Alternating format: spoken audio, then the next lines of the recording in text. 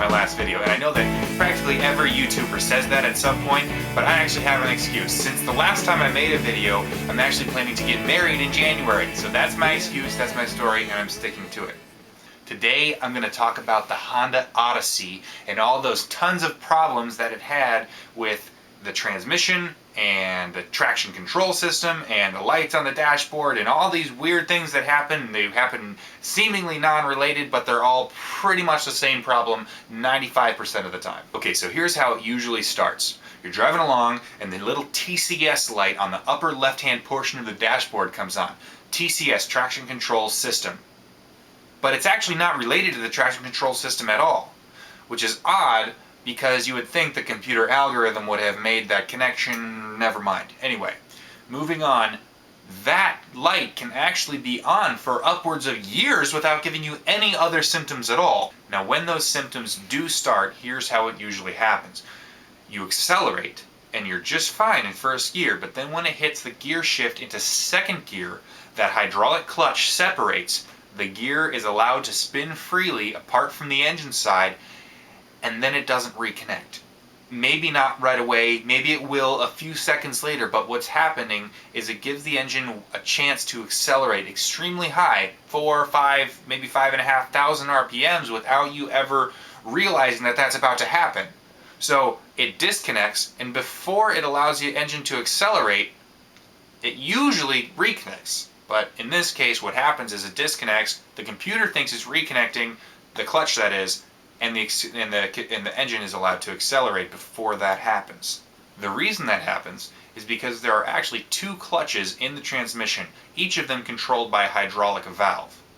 That hydraulic valve is a solenoid, an electronic solenoid valve. So when the electrical circuit closes, it powers an electromagnet, pulls the valve open, the high pressure from the transmission fluid pump is allowed to force that transmission fluid through the valve and into the clutch barrel. That clutch barrel fills up. It basically works as a hydraulic actuator pushing those plates apart. As soon as those plates are apart, the clutch is free. Just like pressing the clutch, whether it's a hydraulic or a cable clutch or whatever, in a manual transmission car. It's all actuated by a cylinder, which is filled up with transmission fluid under pressure by the pump, with a valve that opens up by an electronic actuator controlled by an electromagnet or a solenoid.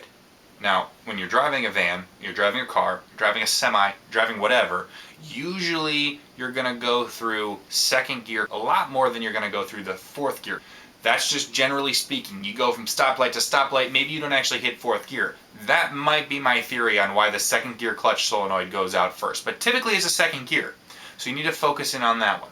So if the solenoid in second gear is going bad, what happens is it doesn't allow that valve to shut, or it doesn't allow that valve to open properly.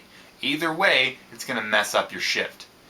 If the signal was sent to the solenoid to close that valve, or I should say it a different way, the power was shut off to that solenoid, allowing the spring that's loaded there to close the valve automatically, then the computer thinks the job is done and it goes ahead and allows the engine to accelerate into that gear.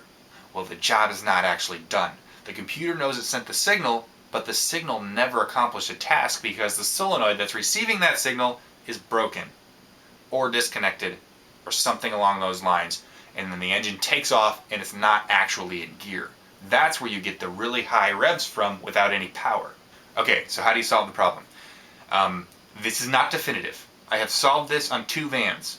I have not solved it on a 3rd van, so there may be other things out there, but this is a good place to start, and I'm pretty convinced that it's going to help most people. So there's a solenoid that's on top of the engine, and right now what you're looking at is actually an image that I took earlier of one of these solenoids on top of the van. There are 2 solenoids in this exact same piece. There's the one further back where the arrow is, and then there's one closer up where the second arrow is. The 6 arrows you see now are pointing at the 6 bolts that hold on the double solenoid piece. When the valves open in these solenoids, it allows the fluid to go through, but before it all the way passes through the device, there's a little filter in there. It kind of looks like a thin thimble, about the size of a pencil in diameter. When you take those solenoids off, what you're going to find are those pencil-sized thimble filters are stuck right down in the base of what that solenoid attaches to. Reach down in there, pull them out, flip them around backwards, and force some oil or some transmission fluid through them to clean them out. You might even like wipe off the end, blow through it like that to get all the crap out. If there's something in there, what's going to happen is it's going to block that fluid from actually being able to pass even when the valve is open. Okay, so if that's not the problem, it's probably your solenoid. The solenoid can be going out, the computer's sending a signal, nothing's happening, so forth. You got the idea.